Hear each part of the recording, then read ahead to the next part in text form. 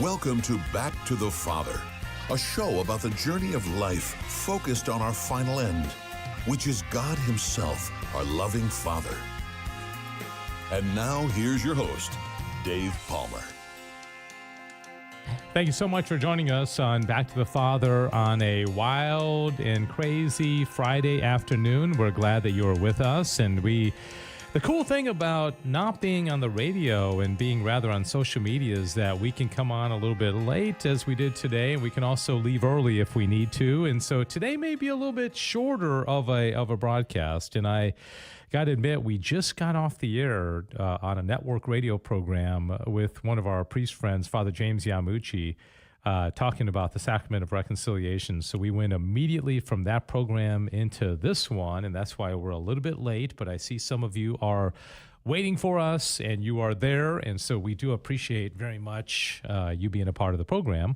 You know, this is still a new year, and we're still trying to kind of figure out what Back to the Father is all about. It's a very unique program for the GRN, because I think it's the only one that we're doing within the GRN that doesn't air on the radio, but only on social media. And I think, you know, as time goes by, you'll see more programs like this, or maybe they start off in social media and maybe go to the radio. But this is a topic that I think a lot of people struggle with and find very difficult to grasp, and that is philosophy. And it's something that I have thought about a lot because I love philosophy, and I often say, as I did with Keith on the radio Tuesday, we're all philosophers, you know, whether we want to be or not. You know, the very fact that we're human beings means we have intellect, we have will, we reason. In fact, as I mentioned on Morning Joy on Tuesday, is that we are the only creatures that philosophize, okay? Angels don't need to because their minds work very differently.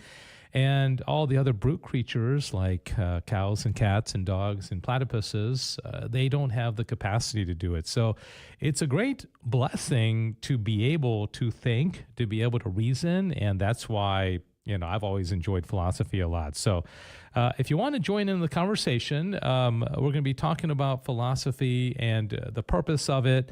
And I am going to also introduce you, after telling you how cool philosophy is, to the teachings of arguably one of the most complicated and challenging philosophers out there, okay? And I mentioned before that for Christmas, I purposely went out and got myself a couple of gifts, and I wanted to challenge myself. I wanted to read what is typically considered to be the hardest of the philosophers. And it also just happens to be that a couple of the hardest philosophers to read also are two of the most significant philosophers, okay? And the ones I have in mind are Immanuel Kant, who we have talked about in the past, and also Georg Hegel, okay? And these guys were almost contemporaries. They lived within, you know, they overlapped a little bit, but they're both German, and they're both extremely influential, but also very, very hard to understand. And so I am going to present some of the basic teachings of Georg Hegel, and then I'm going to tell you why he's important. But probably the most important reason why Georg Hegel is important is because there's another philosopher that used to sit in a library in London and pore over Georg Hegel's works. And he was funded by a guy named Engels. And this philosopher that I'm talking about is Karl Marx. And Karl Marx was highly influenced by Georg Hegel. Okay, we are seeing and continue to see the impact of Marxism, communism, socialism in our country today.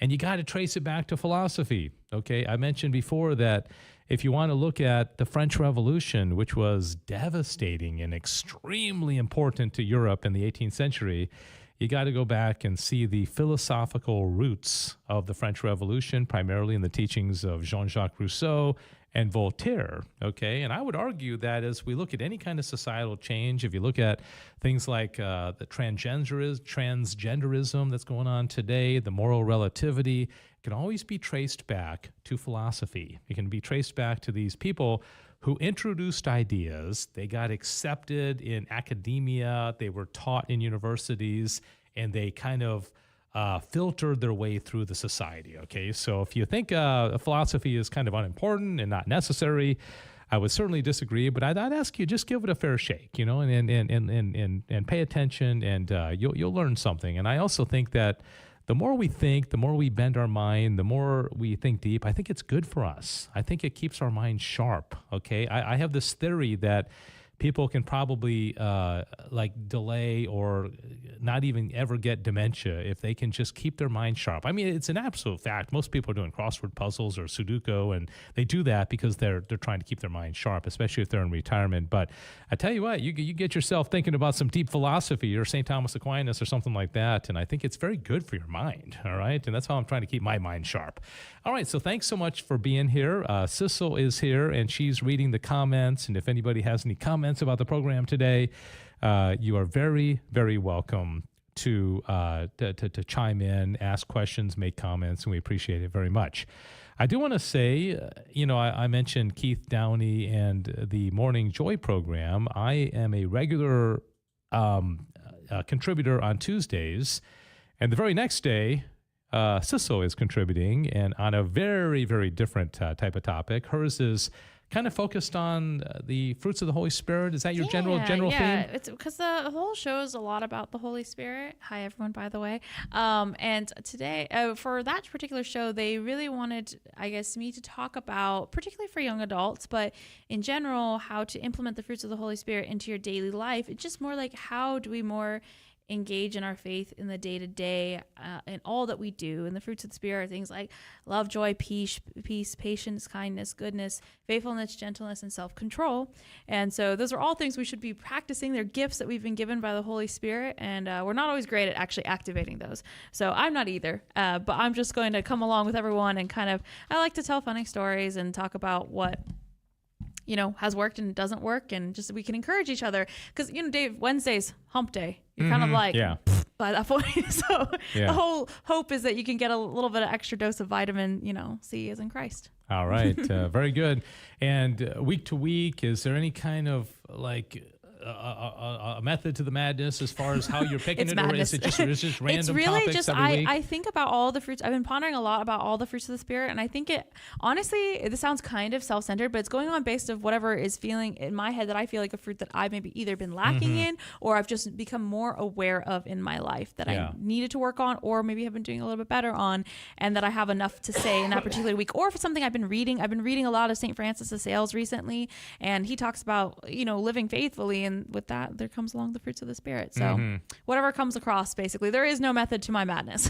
All right, very good. And Tuesdays I'm thinking about, the struggle I always have is trying to make this stuff relatable. And I know Keith, by his own admission, doesn't have a philosophical background. I don't think he has any kind of philosophy, and he has his. Everybody has their area, and I just don't think that's one of his areas of study.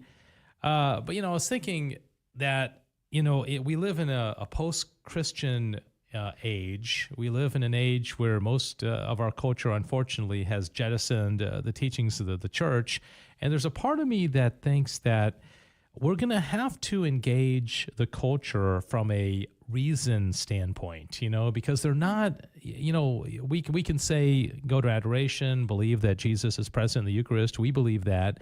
But if they don't believe it, and if they don't believe in the Trinity, and if they don't believe in the bodily, resurrection, and these things that are of more theology than philosophy, grace builds upon nature. It's a great quote. I think it was St. Thomas Aquinas that said that. Okay, so you have to have nature first, and then grace builds upon it.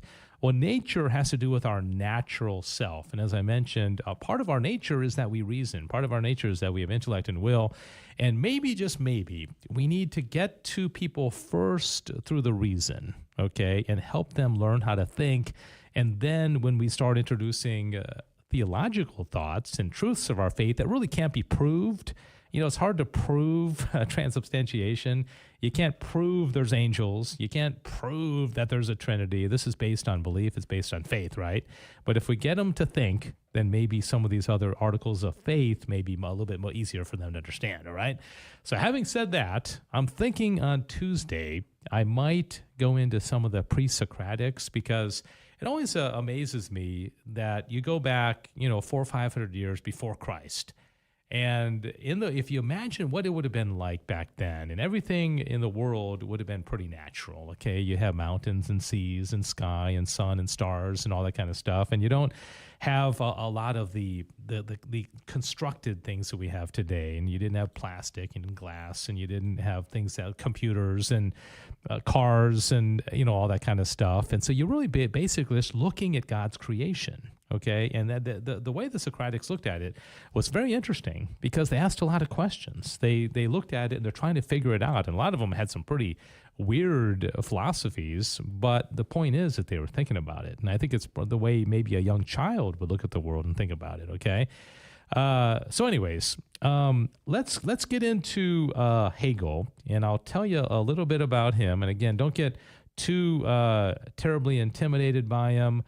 Well, that is an extremely intimidating photo of him. I know. I realize. He doesn't look very inviting, does he? He really, really doesn't. I think he needs a new hairstylist. I know. Most of the philosophers did, though. Yeah, it's interesting, because he, people like either love Hegel or hate him, and a lot of people think he was a complete charlatan. His philosophy was really strange. It was a entire system. And I'm going to kind of go through this kind of quickly. And if anybody, watching has any questions, you can do that. But I'm not going to go into a lot of detail. But all I want is that, 15 minutes from now or 20 minutes from now when we're finished, for you to say, you know what? I learned something about Georg Hegel.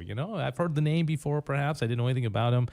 But also, how does he compare to the philosophy of St. Thomas Aquinas? Of course, because that's our show, and in my studies are really dedicated to advancing the teachings of St. Thomas Aquinas. Okay, so Hegel was a idealist philosopher, which means that he believed that reality was mind, spirit, consciousness. Okay, he developed a complete metaphysical explanation of the entire world. Okay. Oh my goodness. And the thing that was different about Hegel, as opposed to basic, classic Christianity, is that he believed that God was ever evolving. God was changing.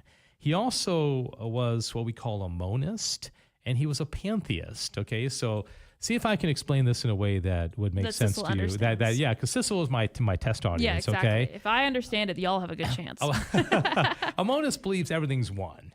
Okay. So if everything is one, and this is a very, very common belief, amazingly, to a Christian who's brought up as we have, we think of things individually and separately, and everything has its own substance. And Cecil's very different from me, and I'm different from that headset.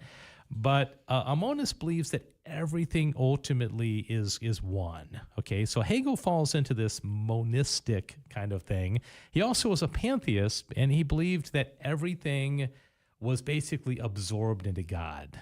Okay, so you have God as spirit, as consciousness, and God is changing. God is evolving. God is moving through history towards some kind of like end, which he called absolute spirit, okay? And you and I, Cecil, are just part of this process, okay? So your personal, thought process and you advancing, through the course of your day and your week and your month, it's all just part of God, okay? So I know it's really hard to kind of get this, but if you can kind of get that in your mind, that first of all, we don't as Christians believe that God changes. Right. We change, but God doesn't. Right. I kind of like that better. I don't want a God that changes, because everything else in the world changes. Everything's in flux. There's nothing stable. Right. So including your mental state, probably. Right. So everything's changing. So the next slide talks about his famous book, which was called The Phenomenology of Spirit. All right. Spirit in German is Geist. So the phenomenology of Geist.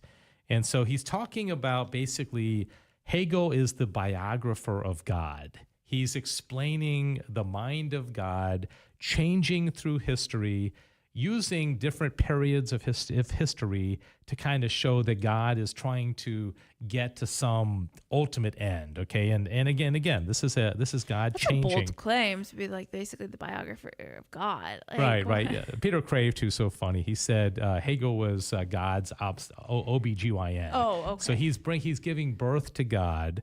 He's kind of seeing him through his life. He's writing about him. So, like... I'm so glad that we had him. What would I we have done know. otherwise? What would God have done? And Hegel also would have said that his philosophy, Georg Hegel's philosophy, was the culmination of absolute spirit. And so God was basically trying to get to the point of understanding Georg Hegel's philosophy. So we were all waiting on Georg Hegel. We were no just one else waiting. could have done it. You know? And now that he's gone, I don't know what to do. What are we supposed to do? Man, And I so- might have an ego issue. So everything is inside of God, including you and me. And again, if you don't understand it, well, welcome to the club. There's also something on the next slide called the Hegelian dialectic. And so what Hegel believed was that progress in history flowed through like conflict and change, where you had the thesis which was countered by its opposite, which is called an antithesis or antithesis, and the two of them merge and create a synthesis. And then that synthesis has an antithesis, and they kind of like, kind of collide, and then a new synthesis comes about. So you have this constant change, this constant kind of like opposites kind of bombarding with each other. And that's the historical process, according to Georg Hegel, okay? Next slide talks about God. Of course, if God changes, God is moving along. He's kind of absorbing us. There's this thing called necessitarianism, which means that, life is just going to happen. You just accept it. People are going to die. And, there's really very much of a compromise of free will, because we just accept the flow of history. We just accept it as it is, and we're not going to be able to do anything to change it. Okay, this is a kind of a deterministic type of attitude. Okay, so if you're I think Hegel would say, of course, he lived before the Holocaust. But if you're a Jew and you're in a Auschwitz prison, concentration camp, it's just, hey, that's just the flow of history. That's just kind of the way it goes, and which is interesting. There's a paragraph here that says Spirit, which is God, uses certain remarkable individuals to accomplish its aims. He called them world historical figures. Okay, so let's say all of history converges upon a particular person. All right, for example, he lived in the time of Napoleon Bonaparte. Okay, Bonaparte was after the French Revolution, tried to take over the world. And Hegel one day was in his hometown of Jena in Prussia, Germany, and he sees Napoleon coming in to conquer Jena, right? Yeah, Which right. typically would have been something bad, right? Because, Right. You're like, oh gosh, this guy's Things about to be shooken up, taken here, yeah. over. So what does he say? Rather, he says this very last line, I saw the world spirit on horseback marching through the city of Jena. So what Hegel saw was this is the manifestation of God moving, basically being represented in one man. Okay, so history is represented by Napoleon Bonaparte. Certain great men just epitomized So I wonder, history. Would he consider himself one of these remarkable individuals, since he's the culmination of God's life? Yeah, that's I would. Yeah, that's a I wonder great if he question. I don't know would if he have addressed thought that. that. He's just a biographer. Okay, he's he's just the a one that gets to biographer. be Okay, the I'm so sorry. biographer of all these great men. I think he would have. Would have put Caesar and Alexander the Sure. Great in there. Peter Craft says, I wonder if he would have put Hitler as one of those. I think Oh, he would have. He would gosh. have. If he put Napoleon, he would have put Hitler. Oh, Yeah. that would have been so interesting. So it doesn't matter if they're a good person or not. It's just are they moving history forward? Right? What would he consider for Jesus then? Yeah, Jesus would have been one of these He would have historical considered that, figures okay. because he would have felt the tension of his age. Jesus was, a bit of a rebel, and so he had to kind of fight back against the Pharisees and, this whole thesis, antithesis, and so. But he would have. I don't think Hegel would have said, and I don't want to, say something. I don't think he would have said he's not God. Sure, because God is, but he God saw is that spirit. he recognized Yeah. that he changed something in the culture. Yeah, right. And so Right. he brought about a change. Okay, so again, the human person kind of gets absorbed into God, and if you think about it, St. Thomas Aquinas gives God 7 attributes. Okay, he says he's simple, he's perfect, he's good, he's infinite, immutable, eternal, and one. Okay, so I'm pretty sure that Hegel would disagree on all of those. God is certainly not immutable because he's always changing. Right. He's not infinite. He's not simple. And again, I don't know how many of those Hegel would agree with. But and then the slide here about Karl Marx. Karl Marx took what Hegel, again, as an idealist, was in the mind. Okay, he's focused on consciousness. And what Marx did was said, well, forget about that mind stuff, forget about that spiritual stuff. Let's bring it down to earth and have a material, humanistic kind of dialectic where the real battle is between the worker and the capitalist structure. And so he saw this as a historical dialectic or battle, and the workers felt alienated because of the capitalist system, and they had to revolt. And Hegel was very much pro-war because he thought war was always going to advance the world into its next stage. And so Marx loved Hegel. Okay, and so that's one of the reasons why I think we got to pay attention to this. And so I went through that kind of quickly, and again, if you learned a little bit of something about Hegel, that's the benefit. Hegel was influenced by Kant, who was influenced by Hume, who was influenced by Descartes. This is like some different version of the apostolic succession or something like that. I mean, that's the thing. I was doing some studying on another guy named Schopenhauer. You remember he was the very anti-woman one. Yeah, he and I are not friends. And Schopenhauer was not that well known in his own age. In fact, he was, not that successful. But after he died, he had a huge influence. I'll give you 3 names, 3 people he influenced. Friedrich Nietzsche, okay, Sigmund Freud, and Ludwig Wittgenstein, who's the most significant philosopher of the last 100 years. These are 3 heavyweights. Yeah. I mean, everybody knows about Freud, right? Right. Everybody should know about Nietzsche, and most people should know about Wittgenstein, all right? So a guy like Schopenhauer, again, it's just one big web. And that's what I'm trying to kind of figure out, and trying to figure out myself and then be able to explain to people, is that until we understand the great conversation, as Peter Kreeft says, the understand that where these thoughts came from, it's going to help us better understand the march of history and also our faith ultimately, because our faith is based, first of all, on our ability to reason. All right, so don't know if anybody's still out there watching. I do appreciate very much. If you have any comments, let us just know you're there. You don't even have to make any comments. Sarah was watching on Facebook and said hi earlier. Okay. She said how cool about the topic. Are we on? We're on the GRN Facebook page? No, the GRN DFW. Yes, right? yes. So we still haven't gotten that back up. To my knowledge, no. I have not had an update. We are a case number with Facebook, and I've discovered that Facebook is not very helpful. Oh, really? So they're just like, we'll get to you when we get to you? It just takes some effort, apparently. Yeah, because when you go to the GRN's page, it still says like sale or something, right? Yeah, so please do not, if any messages are sent through the GRN account, it is not us. Do not give any personal information. Thank you. Okay.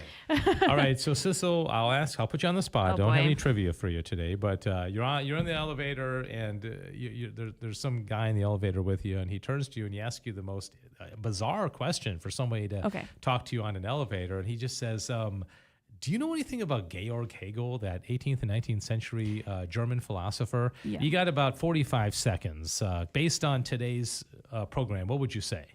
First off, he does not look great in pictures, and I don't think that's entirely his fault. But kind I of just want to say that. superficial. So but, we got to set the straight. All right. He was. Oh gosh, he said it was the 17th and 18th century that he lived in. No, 18th and 19th. 18th and 19th century that he lived in, and he believed that we were all basically a part of God, and God changed.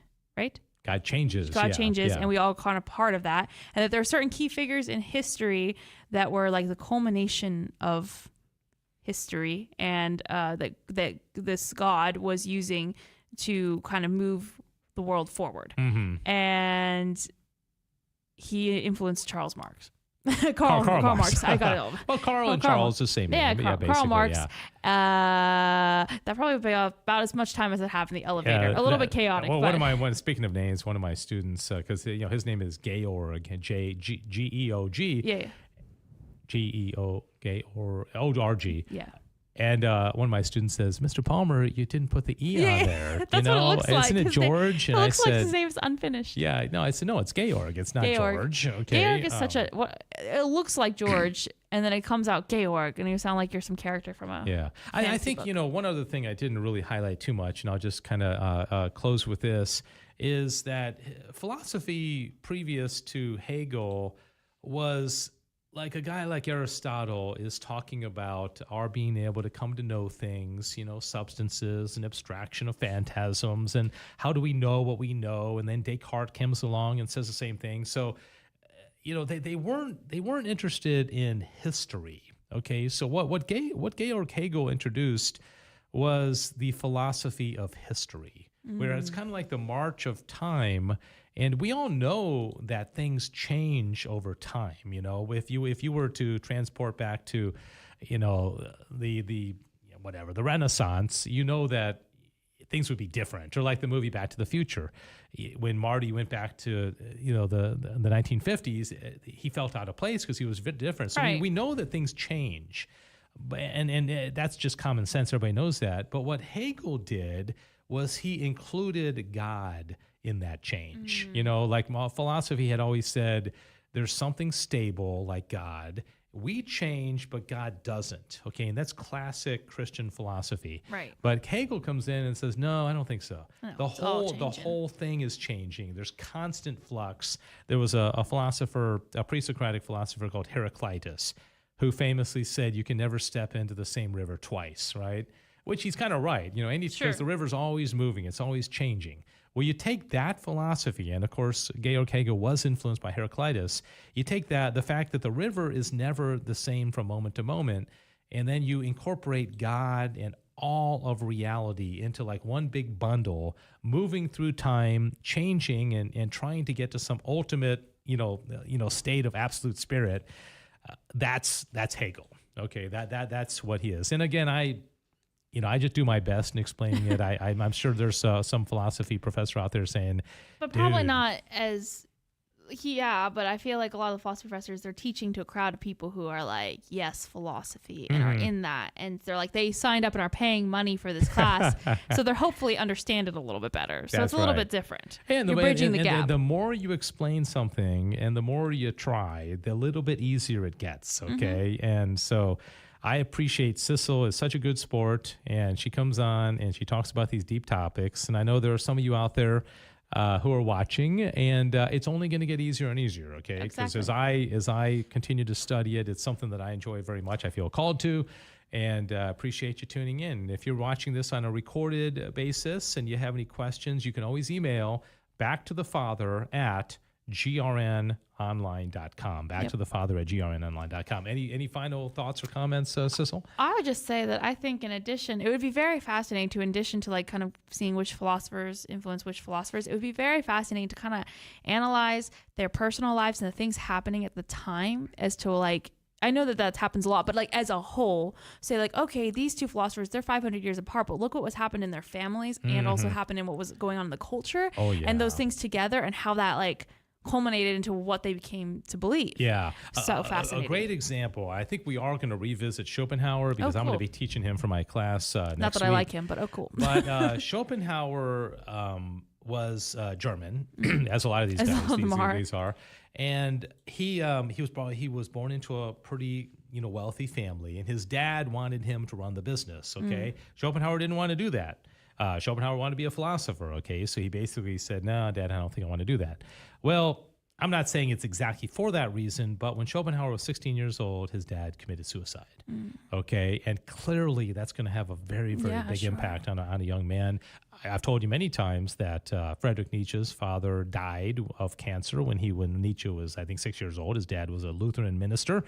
That's going to have an impact on you. Okay. So Schopenhauer became very negative. He's called the philosopher of pessimism. Yes. And I can't divorce those two things. And so to your point, if you don't understand what's going on in the person's personal life, and I think it's also a lesson to us, is that don't let the exterior things totally tarnish the way we see the world. Yeah. Because the thing is, there's like saints who had similarly tragic lives who overcame that in the faith. Yeah. And so that doesn't mean that you have to go down this like path of come up with some philosophy that's like, very damaging, but it opens that door. Yeah. It's like a person gets hurt in a relationship, and then they end up tarnishing all the rest of their relationships, or a man is unfaithful to his wife and his daughters will never trust a man again. We can't divorce these personal experiences from the way that we see the world. Okay. Yeah. All right. Well, thank you, Sissel, and thank you all for watching. I appreciate it very much. We do this every Friday at 1 o'clock Central Time, or thereabouts. Today we were a little bit later. It's okay. Yeah, a little bit later. But, it's a great conversation. We're just talking about the great thinkers. We don't agree with them all, but they did have pretty significant contributions. But we always want to come back to classic Christian philosophy according to the mind of St. Thomas Aquinas, as was recommended by Pope Leo XIII in Aeterni Patris, a 1879 encyclical that has meant a lot to me. So we'll leave it at that. Thank you very much for tuning in to Back to the Father. If you have suggestions for topics, any questions, any comments, you can email us backtothefather@grnonline.com. God bless you. Have a great weekend.